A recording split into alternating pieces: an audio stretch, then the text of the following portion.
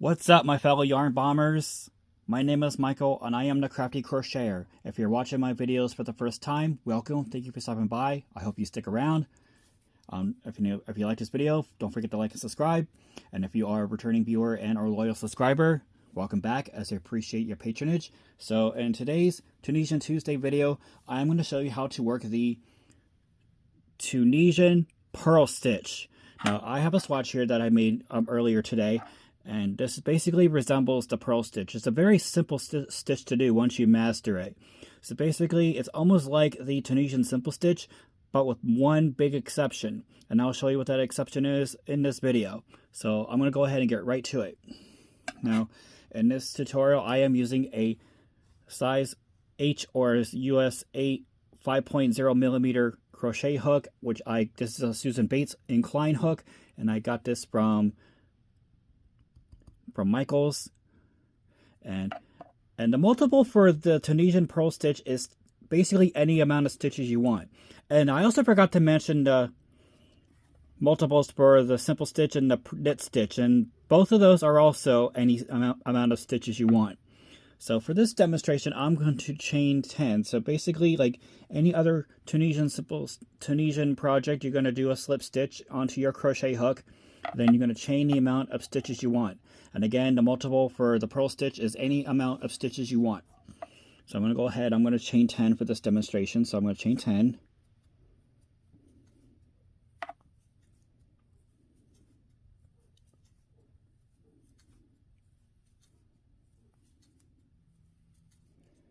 And 10. Okay, and as I always mentioned, don't forget to remember that the loop on your hook does count as a stitch.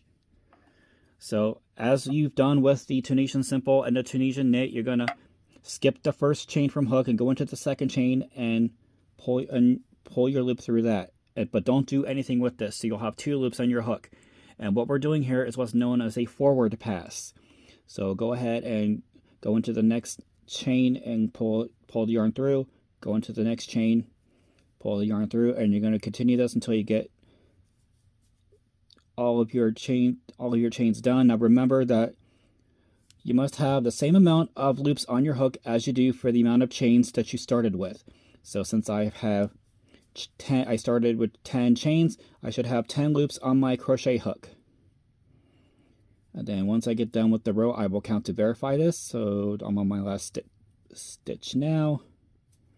All right, so I have my stitches. So I'm going to count 2, 4, 6, 8, and 10. So that's right. So I'm right on track. And as before, you're going to do what's known as a return pass. So you're going to loop, yarn over, and pull through the first loop only. And then for the rest of the way, you're going to pull through the next, yarn over, and pull through the next two until you get one loop remaining on your hook. So you yarn over, go to the next two, yarn over, pull through the next two, and keep doing that until you get to the end of your row, and you should have only one loop remaining on your hook.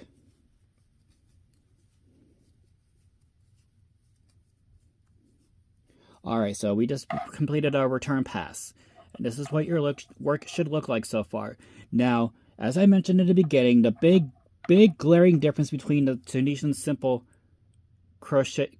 the Tunisian simple stitch and the Tunisian Purl Stitch is that instead of just putting your hook into the vertical in front of the vertical and behind the vertical bar.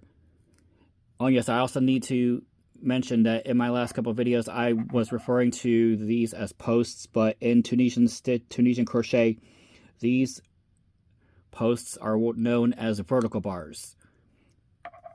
So instead of going through just the vertical bar and yarning over and pulling through as you have with the simple stitch, you're going to pull your yarn in front of the work, and then you're going to insert your hook into the second vertical bar from hook, and then you're going to take your yarn to the front and just loop through this way. So I'll do another one with you. So after you get this first one done, the rest of the row should be easy. So you just pull your yarn down in front of your work and insert your hook in between, just behind the vertical bar, as I did, and then pull your yarn up and then pull your yarn through that loop. Yarn in front of the work, take your hook, go into the vertical bar, and just behind the vertical bar, yarn over, and then pull through. And you're going to keep doing this until you get to the end of the row. Again, yarn in front of the work, go into the next vertical bar, pull your yarn to the front like that, and then pull through like so. And if at any time you have any issue with what I'm doing, feel free to rewind the video to the point where you're having trouble and just review it from there. Okay, I'm getting down to the last one, so I'm on yarn over and pull through there. And then yarn over, then you're going to pull through that vertical bar on the very end of that row. It's a little tricky, but you can finesse it in there. Alright, so there we go. And now we just did our first row of the purl stitches. Again, 2, 4, 6, 8, 10. Count. Always make sure you verify you have the same amount of stitches, loops on your hook as you do for the same amount of chains you started with. And then again, to finish this off, you're just going to repeat your return pass and your return pass. So for the return pass, yarn over, go to the first loop only, and then you're going to go yarn over, pull through the next 2 loops, yarn over, pull through the next 2 loops, and keep going until you have 1 loop remaining on your hook.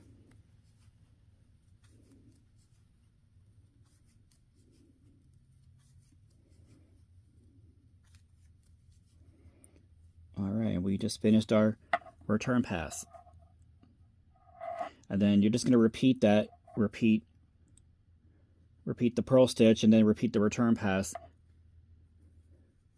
So I'll do another couple with you. So take your yarn, go in front of the work, and then take your hook, and then go into, make sure you find that second vertical bar, pull behind there, and then take your yarn, and then go in front of your hook, and then pull through. Go into the behind the vertical bar, yarn over, pull the yarn through, and keep repeating this for every subsequent vertical bar in the row until you finish the last stitch of the row.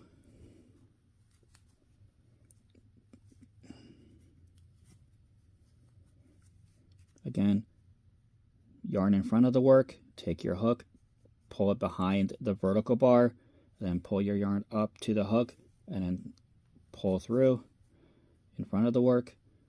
Take your hook, go into the vertical bar, take your yarn, your working yarn, go in, yarn over, go into that loop again. Vertical bar. Sometimes these are a little tricky to find, so you got to be careful not to do these too tight. And the last one. Okay, make sure you find your last vertical bar. It should be right about here. Oops, I just messed that up. Again, yarn in front, then there we go. I forgot that last stitch. Alright, and then there's our second row. And this is supposed to resemble the purl stitch and knitting, as you see with this swatch here. You see how it's kind of like, looks like a garter stitch and a purl stitch, like on the back, how it kind of resembles a garter stitch. And then just do your return pass as normal, yarn over, pull through the first loop only, then yarn over, pull through the first next 2, yarn over next 2, and you keep doing it until you get to the end of the row. So basically, after you get your return pass done, you're going to repeat the process for the purl stitch for this row, and then work a return pass and keep going and alternate between the purl stitch row and your return pass row until you get to the height of the project you want. Now the beauty of this particular swatch when I did it was this bottom part did not curl up when I was working the purl stitch, as you can see on this hook, because this does not curl up like you would see with the Tunisian simple stitch and the knit stitch. So hopefully you'll give this stitch a go and add this to your Tunisian crochet arsenal.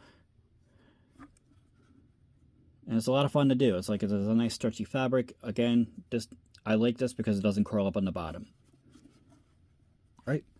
And that is how you work the Tunisian Purl Stitch. If you like this video, don't forget to like and subscribe. Thank you for watching. Take care of yourselves and each other.